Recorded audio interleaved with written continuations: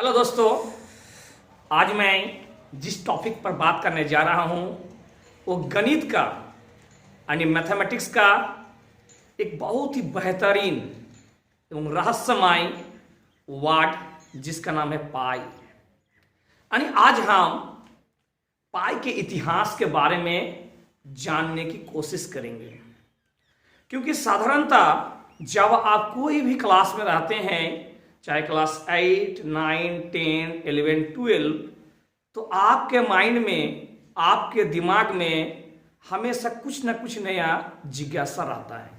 और उन जिज्ञासा में जो सबसे मैथमेटिक्स पढ़ने के दौरान जो सबसे ज्यादा आता है वो है पाई। कि पाई है क्या, ये कहां से आया, ये किसने इसका आविष्कारक है, इसका वैल्यू क्या है, क्या ये परिमेय है, क्या ये वापरिमेय है, इसके बारे में जानने की कोशिश करेंगे। तो लेट्स बिगिन, स्टार्ट कर रहे हैं। स्टार्ट करने से पहले जो अभी तक मेरे चैनल को सब्सक्राइब नहीं किए हैं, प्लीज आप लोग से निवेदन है कि चैनल को सब्सक्राइब कर ले, क्योंकि यहाँ पे सिर्फ पढ़ाई के साथ साथ सिर्फ पढ़ाई ही नहीं, बल्कि पढ़ाई के साथ साथ हर तरह का मोटिवेशनल वीडियो आपके समक्ष आते जाएगा। तो चलिए देर नहीं करेंगे, हम इतिहास जानने की कोशिश करेंगे पाई का। पाई का इतिहास जानने के लिए सबसे पहले आपको जाना पड़ेगा फिजिक्स की ओर। फिजिक्स में एक लेसन है जिस लेसन का नाम है फ्रिक्शन यानी घर्षण। कि जब कोई साइकिल सड़क पर चलता है तो एक पेडल से ही वो अपने मंजिल की ओर नहीं चले जाता है, यानी एक पेडल मरने के बाद थोड़ा देर तक साइकिल लुढ़कता है, उसमें अपने आप क्या होता है, रुक जाता है। यानी साइकिल के पहिया और सड़क के मध्य एक बल कार्य करता है, उस बल का नाम क्या है, घर्षण बल यानी फ्रिक्शन बल।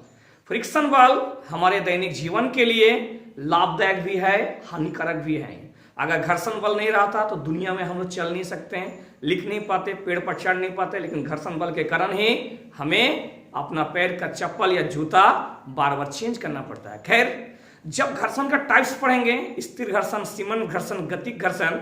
अब गतिक जो गोलीय घर्षण होता है वो आपका गतिक घर्षण का दो भाग होता है, एक होता है गोलीय घर्षण और एक होता है सर्पी घर्षण।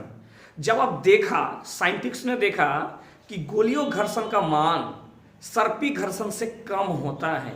हमने क्या कहा सर, कि गोलीय घर्षण का मान सर्पी घर्षण से कम होता है। यही थ्योरी का उपयोग करके दुनिया में पहली बार किसी पहिए का आविष्कार किया था। पहिए का तो आविष्कार कर लिया था, लेकिन पहिया पूरा तरह से गोल नहीं बना था, जिसके कारण कोई भी जब सामान को ढोता था तो उसका सामान गिर जाता था। अब सबसे बड़ा सवाल है कि पहिया गोल कैसे बनेगा।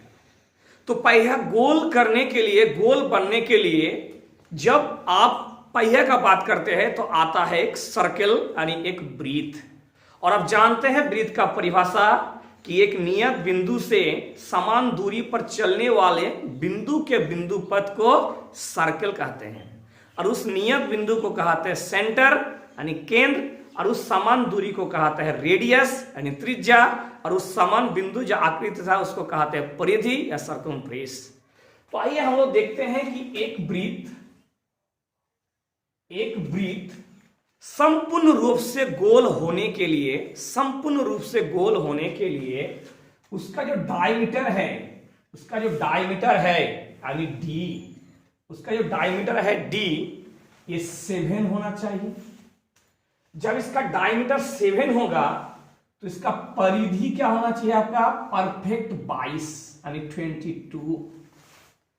यानी एक वृत्त एक संपूर्ण रूप से गोल होने के लिए उसका डायमीटर 7 एवं उसका परिधि क्या होना चाहिए, 22 यानी 22। अर्थात C/D को ही कहते हैं आपका पाई।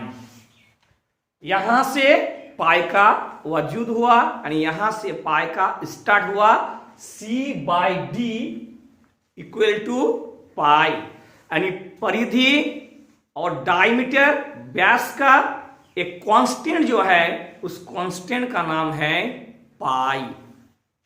अर्थात C बाई डी बराबर पाई, अर्थात C बराबर ये जो D है, D लिखते हैं हम लोग 2R, अर्थात 2R बराबर पाई, अर्थात C बराबर 2 पाई R। यानी यहां एक हम लोग का एक वृत्त का फॉर्मूला आ गया, जिसका वृत्त का परिधि कहते हैं 2 पाई R। सिर्फ पाई का इस्तेमाल हुआ है कि परिधि और डायमीटर का जो अनुपात है, परिधि और डायमीटर का जो अनुपात है, उस अनुपात को कहते हैं पाई। यानी पाई एक कांस्टेंट है, जो ग्रीक वर्ड है यहां से आया हम लोग का पाई। अब जानने की कोशिश करेंगे कि जो हम लोग क्लास में पढ़ते हैं पाई बराबर 22/7, ये एक्यूरेट सही है या मान लिया गया है? तो जान के बहुत आश्चर्य होगा आपको कि ये एकदम सही नहीं है। यानी 22/7 ये माना गया है, क्योंकि पाई का जब 22 को 7 से जब 22 को 7 से डिवाइड करेंगे, जब 22 को 7 से डिवाइड करेंगे तो 3.1428571425 यानी ये रिपीटेड नंबर है, यानी एक परिमेय संख्या है। लेकिन पाई का अगर वास्तविक यानी ओरिजिनल वैल्यू अगर देखा जाए, जो अभी तक पाई का वैल्यू निकालते निकालते कुछ साइंटिस्ट खुद ऊपर निकल गया है, लेकिन पाई का वैल्यू ज्ञात नहीं कर पाया है। यहां तक कि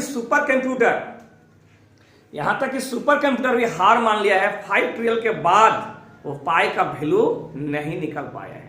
यानी अगर पाई का हम लोग वैल्यू एक नया देखते हैं तो पाई बड़ा होता है 3.141593235889713238846283279279 समथिंग चलता जाता है। यानी अभी तक 21वीं सदी में पाई का एग्जैक्ट वैल्यू हम लोग को पता नहीं है। तो यहां पर देखते हैं तो कोई भी संख्या रिपीटेड नहीं है, इसलिए पाई एक इरेशनल यानी वह परिमेय संख्या है। लेकिन 22/7 एक क्या है? परिमेय संख्या है। तो पाई बराबर एग्जैक्ट वैल्यू 22/7 कैसे हो सकता है? हो ही नहीं सकता है। लगभग माना गया है इसको कि हाँ इतना, क्योंकि पॉइंट के बाद देखिए, यहाँ पे 2 है, यहाँ पे 1 है, यहाँ पे 8 है, यहाँ 5 है, यहाँ 5 है, यहाँ पे 9 है, कुछ अंतर है। यही कुछ जो अंतर है, इसको जानने के लिए बहुत साइंटिस्ट ने अभी तक अपना दम तोड़ दिया है, लेकिन पाई का अभी तक वैल्यू नहीं निकल पाए। चलिए, आपको तो यह पता चल गया कि पाई का 22/7 एक ओरिजिनल वैल्यू नहीं है, बल्कि यह माना गया है। पाई का अगर ओरिजिनल वैल्यू है तो ये है आपका 3.141592653589, ये चलता जाएगा 5 ट्रिलियन तक चलता गया है। सुपर कंप्यूटर भी शर्त लगाया था, जो फेल हो गया, अभी तक नहीं निकल पाया। अब आप जानते हैं कि एक जो दिन है वो पाई डे के रूप में मनाया जाता है। और आप जानकर बहुत आश्चर्य होंगे कि ये पाई के मान में ही वो मान छुपा हुआ है। यहां पे देखिए 3.14 का मतलब होता है 14 मार्च। 14 मार्च को पाई डे के रूप में मनाया जाता है।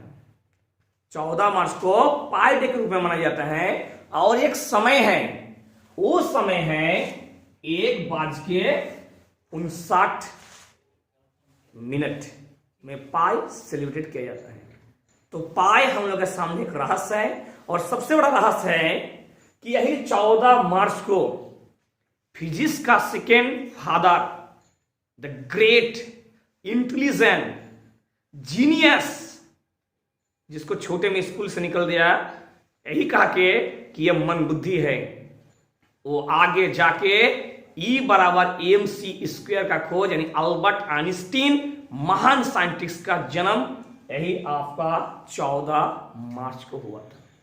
और स्टीफन हॉकिंस का मृत्यु डेट भी 14 मार्च। तो क्या है पाई में, क्या इस रहस्य में? जरूर कमेंट बॉक्स में जाके हमको कमेंट करें कि क्या पाई से संबंधित अल्बर्ट आइंस्टीन और स्टीफन हॉकिंग से क्या रिलेशन है।